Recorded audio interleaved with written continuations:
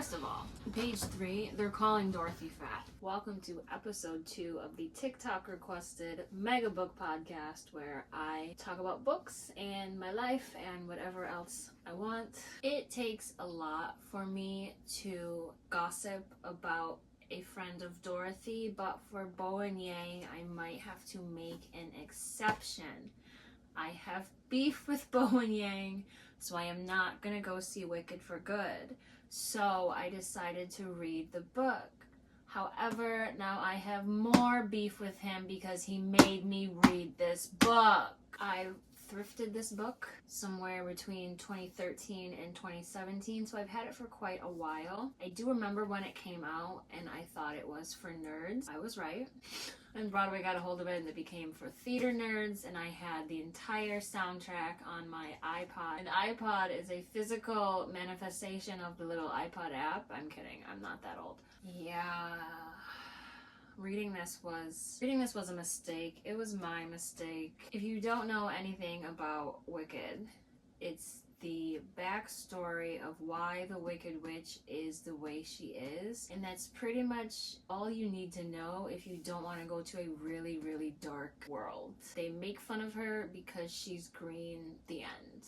This was more than I ever expected. I had heard about purple pubes, and I thought that was the reason that this book wasn't recommended for kids. By the way, this came out in 95, so this got big when I was in high school. That's crazy because it's definitely not for kids. In high school, I probably read this and thought nothing of it, though. In 2006, we were like a different breed, but still. But now that I'm 36, I'm like, oh my god, I can't do it. I'm such a lightweight. I will say that it did give me a little bit of trauma. It did traumatize me a little bit when she was talking about her sister's ruby red slippers. The Wicked Witch here, Elphaba, or Dorothy drops a house on her sister. So that's the Wicked Witch, not the Wicked Witch that gets the house dropped on her. I thought it was all the same. It's not. Elphaba doesn't die in Wizard of Oz, which is what I thought. I thought this was the prequel, but her sister, she watches that and then I guess, isn't happy. Why would that make you happy? Did you like my outfit? It was really, really hard to put on. I got these pants forever ago, and I figured, why not wear them to talk about Wicked, Do I look ridiculous here? My hair is starting to dry in a crazy manner.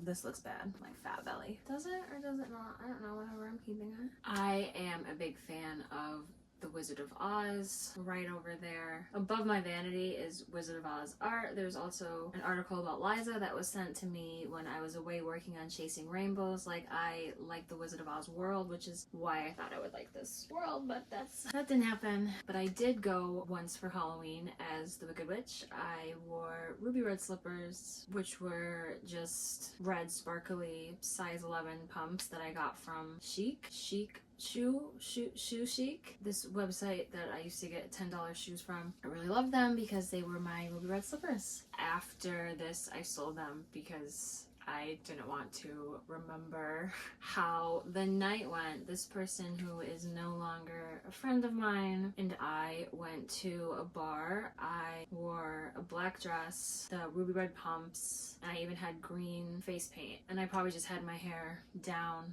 like this. I probably had extensions, so it was probably longer. I definitely used to rock extensions, not natural curls. Maybe they were natural curls, I don't know. Anyway, she told me that I looked like Shrek. And I just felt so fat and ugly after that. I sold the shoes on my Poshmark, which I regret because now I don't have ruby red slippers. And this person isn't even a part of my life anymore. She stole from me, by the way.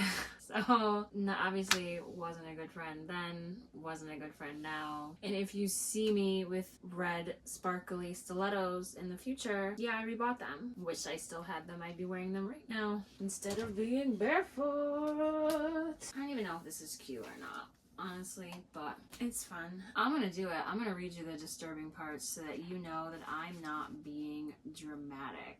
Okay? First of all, page 3, they're calling Dorothy fat. She was not a dainty thing, but a good-sized farm girl. Oh, okay, well, What do you look like then? Gregory Maguire? So this evil clock thing comes to town around the time that Elphaba is born. And here is one of the scenes that they describe. I had to read it and you clicked on this, so now you'll get to know it too. Unless you skip ahead, because I'm telling you, I never would have expected this. Maguire writes, another archway lit up to reveal the puppet husband wandering out into the night. Along came a puppet widow with sprigged hair and high color, dragging along a protesting, flinty-toothed daughter. A protesting daughter. The widow kissed the puppet husband and pulled off his leather trousers. He was equipped with 2 full sets of male goods, one in the front and another hanging off the base of his spine. The widow positioned her daughter on the abbreviated prong in the front, and herself took advantage of the more menacing arrangement in the rear. The 3 puppets bucked and rocked, emitting squeals of glee. When the puppet widow and her daughter were through, they dismounted and kissed the adulterate puppet husband. Then they kneed him simultaneously fore and aft. He swung on sprigs and hinges, trying to hold all his wounded parts. And I wrote in the margins after reading that, front cover says more than 3 million copies in print. This is from 2000 and what did I say? I already forgot because I'm trying to black out everything that has to do with this book, honestly. This one's from 2007. So this was so long ago. So there are so many copies of this book out. So many people just read that and thought nothing of it. I do not understand. Help me to understand how everybody did not just close this book at that, or maybe they did, and that's why there's so many copies in print. I was talking to my friend and she was like, yeah, 3 million in print, but how many rereads? Because when I texted her and told her that I was reading this book, she was like, yeah, I couldn't finish it. But I kept going. I kept trying to read a little more, and I got to the part where she was birthing Elphaba. The ladies had to help her because the husband was in trouble from the evil clock, so the other townswoman had to help her give birth. He wasn't even there, and he didn't care. Anyway, even without the clock, he did not care about her having this baby. He was just like, I got stuff to do, get it done. He did not care. The townswomen say to her, thought you would smell of rose water and fairy dew, but you stink like the rest of us. Okay, what a disgusting thing to say to someone who's having a baby or who's vulnerable at all. It reminds me of that girl who was telling the story online about how when her mom was in the hospital, the nurse made a face when she was giving her bath in the bed, and the girl says that she could see the spark just leave her mom's eyes. Her mom didn't fight anymore after that. That's not really something you would I don't know. The nurses that are my age suck, so to see that this book made jokes like that when we were kids, it's well, that's why they're like that. Some things just need to be taken seriously. I don't know. I'm a lightweight. I did read 10 more pages. I DNF'd this book on 34 because Elphaba drinks blood, and that's when I just had it. It's cool if you like to drink blood. It's cool if you're green. Obviously, they are going to torture her entire life because she is green and drinks blood, and then according to the lore of the internet, also has purple pubes. So I stopped the book because I don't need to read 500 pages of abuse. I am a lightweight. Obviously, I am a lightweight, okay? Because when I tell you about my beef with Bowen, you will understand that I am a lightweight. I was watching an interview with Bowen and who would he have been in an interview with? Ari? Ariana Grande? I don't know. Anyway, it came across my feed and I watched it because I enjoyed Bowen Yang in Overcompensating, and I know that he is the reason that Trisha Paytas got to be on SNL. So I was Team Bowen. It came across my feed. It was Wicked related. It was Bowen Yang, so I watched it. But I was confused because it was tagged Faye Dunaway. So I Googled it. I was like, maybe it's a different spelling. Maybe I'm missing the joke. Maybe it's supposed to be Gay Dunaway or something. No, he registered Faye Dunaway's name as his Instagram handle.